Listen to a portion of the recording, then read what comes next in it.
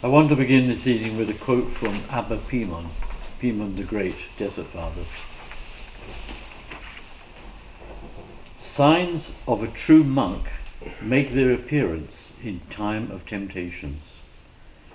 We can substitute the word monk for Christian, Orthodox Christian. So in other words, signs of a true Orthodox Christian make their appearance in time of temptations. Setting out on the road, we must be prepared for temptations, so avoid being overwhelmed and lose trust in divine providence. We have to be prepared. We must be prepared for temptations, but we tend not to be prepared because we won't admit that we have problems. You can't change anything if you don't recognize it. So why are we surprised when things go wrong? And that's how we word it, that's how we phrase it, things have gone wrong. Why are we surprised? If you're an emotional person or neurotic in the extreme sense, why are you surprised that you're upset by your emotions? It's who you are, or I would say what you have. Abba Pimon says it's what's inside you. This is the problem. It's what we have to change inside. It's not outside. We can complain and say, well, my job makes me angry, or somebody else doesn't do what I like, or the situation is bad politically, which it is. But it's the inside that is important, and this is what we need to work on. Nothing happens without providence. As the apostles say, give thanks to God for everything. Abba Pimon obviously didn't say this. He says, don't get het up. Russian, don't get smushen. Don't be overcome by smushchenia. Don't get upski in Russian. Providence is given. Don't get het up, accept calmly and with lowliness of mind. How difficult that is. To accept temptation calmly, with lowliness of mind. What does that mean? Anybody know? Humility? Humility? Humility, yes, I should think so, yeah. Lowliness of mind. Okay, we can control our emotions probably, not get angry, but to have lowliness of mind, what is that? That's not simply saying, oh, well, it doesn't matter. God gives. Thank God for everything, because the lowliness of mind is part of our character, which we probably don't have. I certainly don't. But providence, God's providence, is according to our needs. So we need temptations. We need them. Providence according to our needs, because it's an expression of God's love. That's a hard one to accept. Things go wrong, everything's wrong, we get angry, and this is God's love.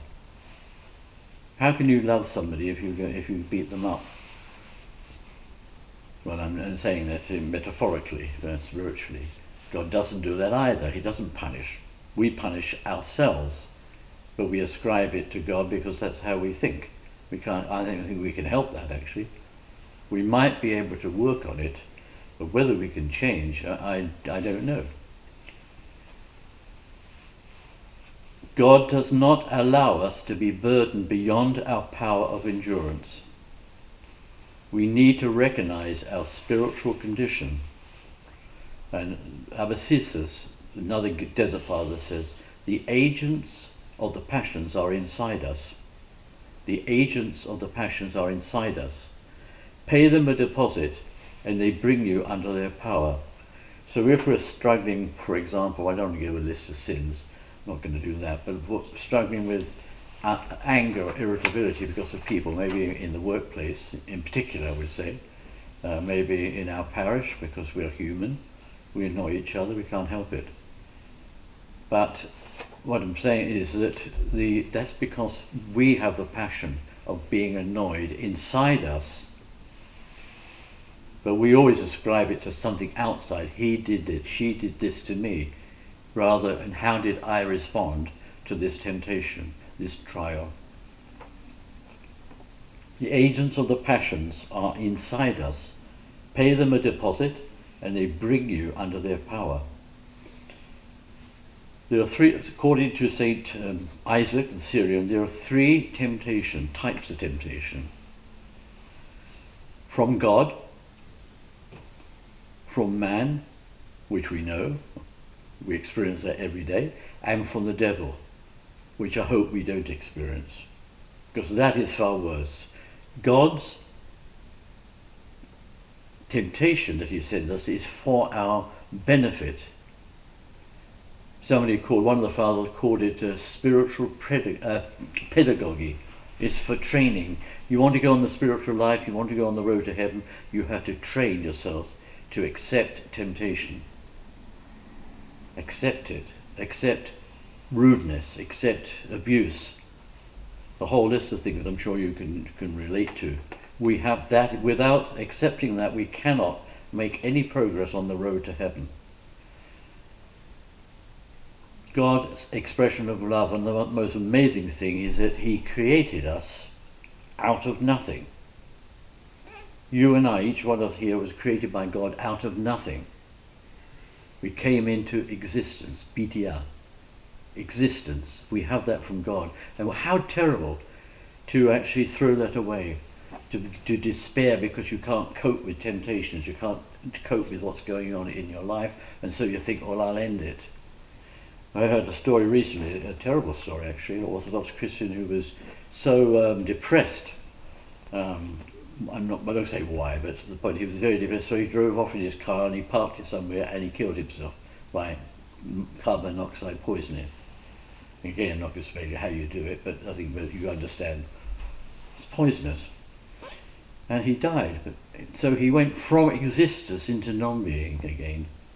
This is a terrible thing. We're saying how terrible that he died. Yes, of course. That he took his own life is far worse because he did not turn to God. So when the temptations came, I didn't know him personally, when the temptations came, he couldn't cope with it. Could we cope with the situation? Depends what it is. This is theoretical at the moment because I'm not going to say who it is or I don't know him personally. In other words, temptations are a part of our training. I'm sure that those who know something about the Marines or that type of thing is that they have to do training. It's pretty hectic. Remember, there's a lot of talking about Navy SEALs that go for special training, and it's murderous. And some actually die. They don't even survive the vigour of that sort of outdoor training in particular. But they have to be trained to be able to function. Are we exempt spiritually from training? No. Is training going to be soft and easy? No. It's going to be difficult. Very difficult. So temptations from God are part of our training. I think one of the terrible stories of temptation is Abraham and Isaac. God says to Abraham, I want to sacrifice your son. That's outrageous. But he was prepared to do it. I'm not going to go into the details because I do not understand it, but he trusted in God, God's providence. That is temptation from God. Temptation from man, I don't even need to describe. You know that personally. Each one of us knows that. Annoyance from somebody else or even being, lots of things can happen. We're going into a time of tribulation, I believe, and so the temptation there will be very obvious from man, from the state, or whoever imposes it. From the devil, that is a different temptation. I do not have an example. I'm sure some of you have some ideas about that. We need to be prepared. So avoid becoming overwhelmed and lose trust in divine providence. Nothing happens without providence. And Isaac says, a friend who can love us can also harm us. Yeah? A good friend can harm us out of ignorance, lack of knowledge, Not necessarily just out of spite. I'm talking about a good friend, a close friend, maybe your partner. Can you feel betrayed because there's a temptation? God is our friend. And he is not ignorant, and he has knowledge. And he has knowledge on what is good for us. Also what we can put up with. But the problem is we want to have an easy life. Who doesn't want an easy life? We all do. And so it's difficult to accept these temptations and say, well, this is from God. And can you tell somebody else that, oh, your suffering is from God? I doubt it. You can talk about yourself, but you can't talk about other people. It's not much comfort for somebody to say, oh, well, it's God's providence why you lost your house had burnt down, you've lost your children. Think of Job. Terrible story, what happened to Job. And what did Job's wife say? Curse God and die. Well, we're not blaming her or criticizing her for that, condemning her, but he didn't curse God and die. He accepted it. What God gives and God has taken away. Blessed be the name of the Lord. How many of us could say that? Depending on the circumstances, of course. The agents or the passions are inside us. Pay them a deposit and they bring you under their power. And St. Isaac says that trials are for training. Right, here's some trials that God sends us, and I am quite shocked by this list. This is St. Isaac the Syrian. First one, and I won't number them, but sloth, lazy, lenive. That is a trial sent from God. Hey, that's me. Surely that's what I do. It's God's trial. We need to think about this. I do not know answers, all right? I'm hoping that you'll come up with some ideas. Sloth. The next one is oppressiveness of body. What does that mean? Oppression of body. Something physical? Anybody have ideas what that means? Maybe when your body takes over your mind, like, for example, чревоугодие. Let's say it again. Чревоугодие, Yes. например, something like that. When basically your body oppresses you, right? Yes, okay, yes. Makes you. That's why do we have things that you fasting, don't we? like. We have fasting, otherwise we'd be stuffing ourselves all day long. But we have fasting. So yes, Anand. Would that be pain too? What? Could that be pain? I think so, yes. If you're chronic pain. Have you ever had gout? Anybody here had gout? Ah, yes. Yes. 24 hours. You go to sleep and you wake up and it's still there. I mean, Slava Borg, I haven't had it for a long time yet, I'll say. So we have oppressiveness of body, enfeeblement of limbs. What does that mean? Say it again. Enfeeblement, being feeble in your limbs. Well, I've got a bad hand. I'm not going to put this on tape, but yes, I have some arthritis in my hands. And it annoys me more than anything. It hurts occasionally, not always. I'm about to ask Kenan to help me do up my cuffs when I'm vesting because I can't use my fingers sometimes. How did I manage this morning? I did, that's all. And not because of this. I really don't like having bad hands, and I've seen other people whose hands get even worse with arthritis. This is aging, okay? We can't turn the clock back. It's a part of it. But we should accept that. So God has sent. Does God give us gout? By that reasoning, yes. Why? For our salvation, for the healing of our souls. Very painful idea, but there we are. Actually, I hadn't thought of that before. It's from God.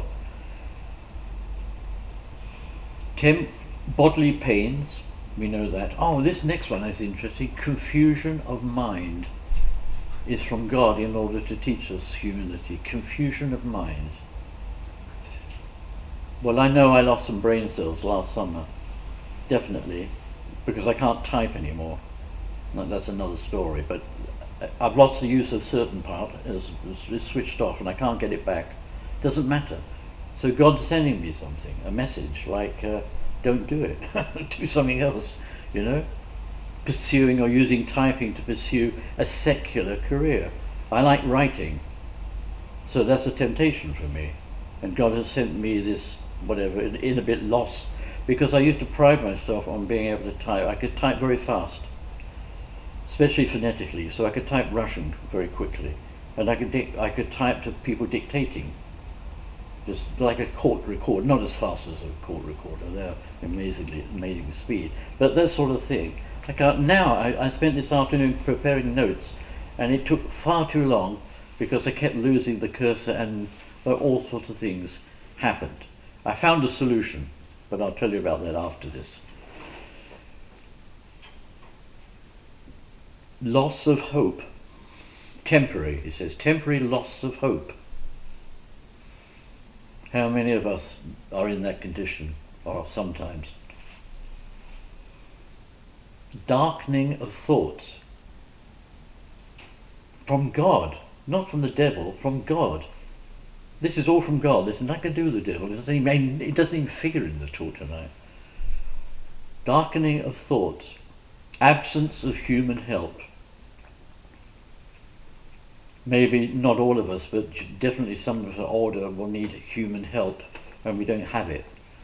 It's absence, but it's because God has made that situation for our salvation, for the healing of something inside us that needs to be healed. But we don't know what it is. But by God's grace and these temptations, we will. So St. Isaac says there's always consolation and grief. They go together. Oh, I feel great now, and tomorrow I feel terrible. They go together. It's the same thing. You cannot have consolation without grief, and you cannot have grief without consolation. That's a better way round, isn't it, really? Put it that way. We get consoled by God situation. And, as St. Isaac says, there's an increase of God's help. So through these temptations, which for us we think are unbearable, in fact we get more help from God. The trials which come from God are sent with the aim of healing the illness of the soul. I'm ill?